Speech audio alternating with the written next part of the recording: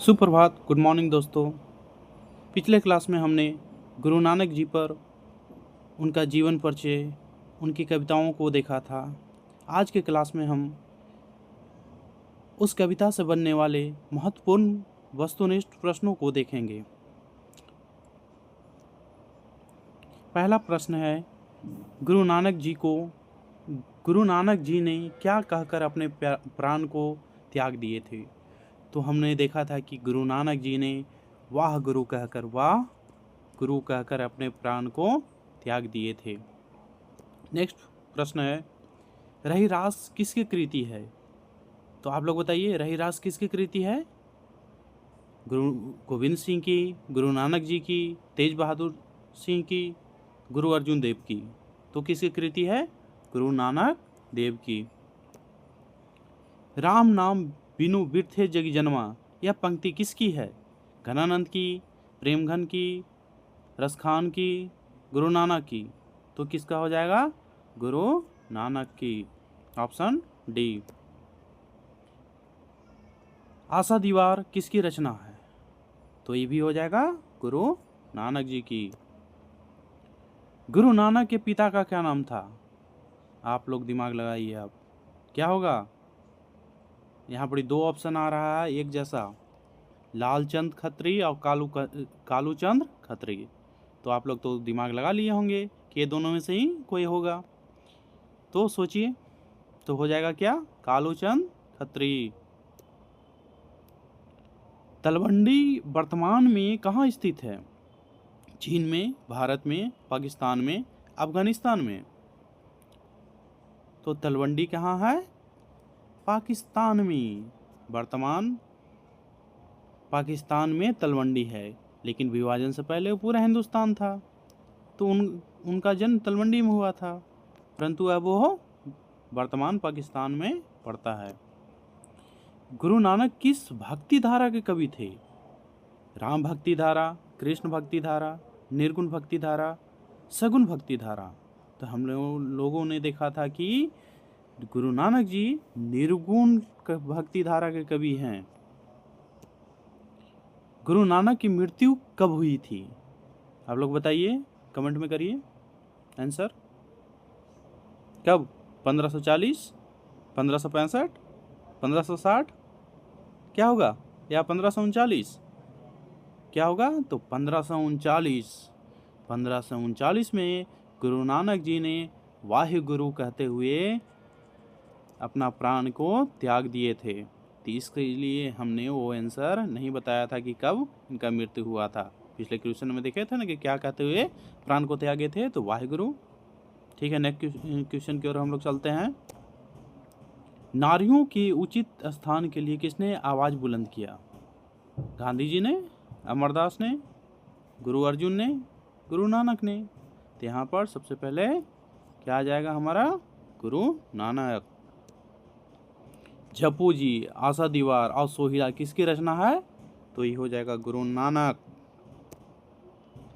सिख धर्म के पांचवें गुरु कौन थे। गुरु नानक, गुरु अंगद, गुरु अर्जुन देव, गुरु रामदास। तो गुरु नानक तो होगा नहीं, क्योंकि गुरु नानक सिख धर्म के पहले गुरु थे। तो यहाँ पर होगा क्या, अर्जुन देव। अर्जुन देव ही सिख धर्म के पांचवें गुरु थे। वर्णाश्रम और कर्म कांड का विरोध किसने किया था। तो सिख धर्म के पहले गुरु, गुरु नानक ने। गुरु नानक ने किस भाषा में कविताएं लिखी। यहाँ ऑप्शन है पंजाबी, हिंदी, उर्दू, या फिर डी ऑप्शन है ए और बी दोनों। तो हम लोग कविता में पढ़े थे कि गुरु नानक जी का जो भाषा था कविता लिखने का, वो पंजाबी मिश्रित ब्रज भाषा था। तो ब्रज भाषा हिंदी का ही एक उपबोली है। तो यहाँ हमारा आंसर हो जाएगा ए और बी दोनों। किसके बिना इस संसार में जन्म लेना बेकार है। बताइए आप लोग। राम नाम के बिना, माँ नाम के बिना, गुरु नाम के बिना, या फिर पिता नाम के बिना। तो हम लोग देखे थे इस पंक्ति का स्टार्टिंग ही क्या है कि राम नाम बिनु बिरथे जगी जन्मा। ये तो हमारा कविता के प्रथम पंक्ति में ही लिखा हुआ है कि राम जन्मा। तो हम लोग का आंसर क्या हो जाएगा? ए, राम नाम के बिना। नेक्स्ट क्वेश्चन है, गुरु नानक का कथन किस कवि के कथन से मिलता है? सूरदास से, रविदास से, कालिदास से या कबीरदास से? तो हम लोग पढ़े थे कि कबीरदास से गुरु नानक जी का जो है रचना मिलता है, लेकिन कबीरदास उलटवासी शैली का प्रयोग करते हैं, लेकिन गुरु नानक उलटवासी शैली का प्रयोग नहीं करते हैं, है ना। 16 नंबर प्रश्न है, वाणी कब विष के समान हो जाती है? तो वाणी कब विष के समान होती है? राम नाम के बिना, ज्ञान के बिना, यात्रा के बिना या इनमें से कोई नहीं? तो हम लोग देखे थे कि राम नाम के बिना, जैसे बीखू खावे बीखू बोले, बिनु नामे निफली मटी भ्रमना। तो राम नाम के बिना जो है हमारा बोली कैसा हो जाता है? विष के समान हो जाता है। तो इसका ऑप्शन हो जाएगा ए। गुरु नानक ने किस धर्म का परिवर्तन किया? तो ये तो बहुत इजी है। गुरु नानक जी ने सिख धर्म का परिवर्तन किए थे, उसका स्थापना किए थे। आशा दीवार किस कवि की रचना है? तो ये फिर से आ गया है, तो गुरु नानक। गुरु नानक की पत्नी का नाम क्या था? अब देखिए यहाँ पर थोड़ा सा आ गया है उनके व्यक्तित्व से। तो यहाँ पर क्या होगा, सुलोचनी या सुलोचना? आप लोग बताइए क्या होगा? पत्नी का नाम सुलोचनी, सुलोचना, सरला या सुलक्षणी, क्या होगा? तो उनकी पत्नी का नाम हो जाएगा क्या? सुलक्षणी, है ना, सुलक्षणी। गुरु नानक ने किन्हें सम्मान दिया? किसको? कविता को, लेखक को, पुरुषों को या स्त्रियों को? तो उन्होंने स्त्रियों को सम्मान दिया था, बराबर का, पुरुषों के बराबर सम्मान दिया था। जो नर दुख में दुख नहीं माने, किस लेखक की कृति है? हमारा ये जो पंक्ति है तो ये किसके पंक्ति है? तो हम लोगों ने देखा था कि कविता का दूसरा जो पद था यहीं से स्टार्ट होता है कि जो नर दुख में दुख नहीं माने। तो हुआ गुरु नानक। गुरु नानक का जन्म कब हुआ था?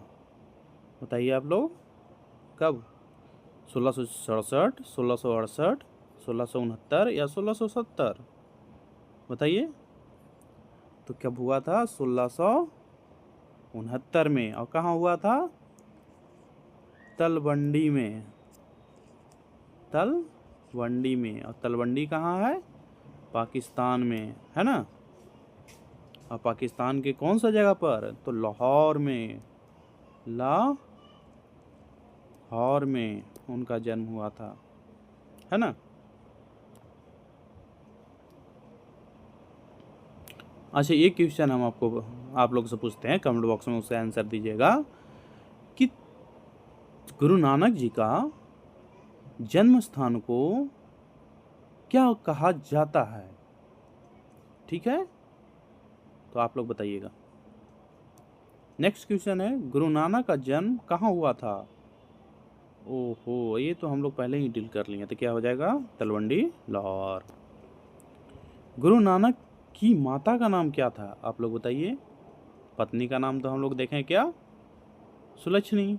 माता जी का नाम क्या होगा? पिता का नाम हम लोग देखे थे कालूचंद्र खत्री। तो यहाँ ऑप्शन है सुशीला, तृप्ता, सुलक्षणी, तृप्त। तो सुलक्षणी तो पत्नी हो गई, है ना। तो क्या हो जाएगा? तृप्ता। गुरु नानक के जन्म स्थान को क्या कहते हैं? देखिए क्वेश्चन आ गया, अब तो बताना पड़ेगा। चलिए हम लोग बता देते हैं। इसका आंसर होगा देखिए कुछ बच्चे हैं जो कमेंट भी कर रहे हैं। तो इसका आंसर क्या होगा? ननकाना साहेब, है ना? ननकाना साहब।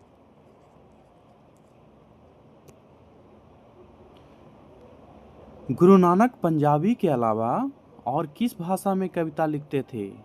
तो क्या होगा? हिंदी। गुरु नानक के पद किस भाषा में रचित हैं? अब यहाँ देखिए थोड़ा सा, हिंदी मिश्रित ब्रजभाषा, अरबी मिश्रित ब्रजभाषा, पंजाबी मिश्रित ब्रजभाषा या तमिल मिश्रित ब्रजभाषा। तो क्या होगा कि वो हिंदी और पंजाबी में लिखते थे। ब्रजभाषा है जो हिंदी का ही एक उपबोली है। तो इसका आंसर होगा पंजाबी मिश्रित ब्रजभाषा, अर्थात ऑप्शन सी।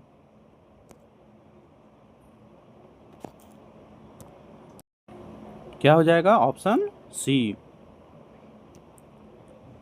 कौन पहले संत हैं जिन्होंने विदेशी आक्रमणकारियों के विरोध में आवाज उठाया? तो कौन? गुरु नानक। सबसे पहले गुरु नानक जी ही ने विदेशी आक्रमणकारियों के विरोध में आवाज उठाई थी। राम नाम के कीर्तन पर किसने जोर दिया?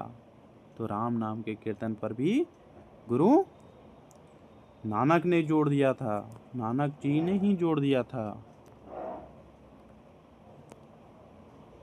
किसके बिना प्राणी को मुक्ति नहीं मिलती? तो कर्मकांड के बिना, गुरु ज्ञान के बिना, मूर्ति पूजा के बिना या चारों धाम के बिना। तो यहाँ कवि कहते हैं कि व्यक्ति को गुरु ज्ञान के बिना मुक्ति नहीं मिलती है। ऑप्शन बी, चारों धाम घूमने से कुछ नहीं होने वाला है। आप घूम लीजिएगा लेकिन आपको पता ही नहीं चलेगा कि वहाँ क्या सीखना है, क्या जानना है। तो बिना गुरु के आपको मुक्ति नहीं मिल सकती है। गुरु नानक की रचनाओं का संग्रह किसने किया? तो गुरु नानक जी के रचनाओं का संग्रह किए थे गुरु अर्जुन देव, और ये सिख धर्म के 5वें गुरु थे। के में 5वें गुरु। गुरु नानक की रचनाओं का संग्रह का क्या नाम है? तो उसका नाम क्या है? बताइए आप लोग। वाह गुरु, ये तो मरते समय बोल दिए थे। गुरु ग्रंथ साहब, फिर है गुरु नानक साहब, फतेह साहब। तो इसका रचनाओं का जो गुरु अंगद ने रचनाओं का संकलन किए थे उसका नाम रखे थे गुरु ग्रंथ साहिब, गुरु ग्रंथ साहब। तो ऑप्शन बी। राम नाम बिनु बिरथे जग जन्मा पद में किसकी आलोचना किया गया है? बाह्य आडंबर की, राम नाम की, गुरु ज्ञान की, इनमें से कोई नहीं। तो इसका आंसर होगा जिसमें कभी कहते हैं कि बाह्य आडंबर, जो हम लोग बाहरी दिखावा करते हैं, झूठ मूठ के दिखावा करते हैं, वो सब बेकार है। तो गुरु नानक जी ने बाह्य आडंबर का विरोध किया था, आलोचना किया था। तो ऑप्शन ए। चलिए आज का प्रश्नोत्तरी समाप्त होता है। हम लोग मिलेंगे नेक्स्ट क्लास में। आज के लिए धन्यवाद।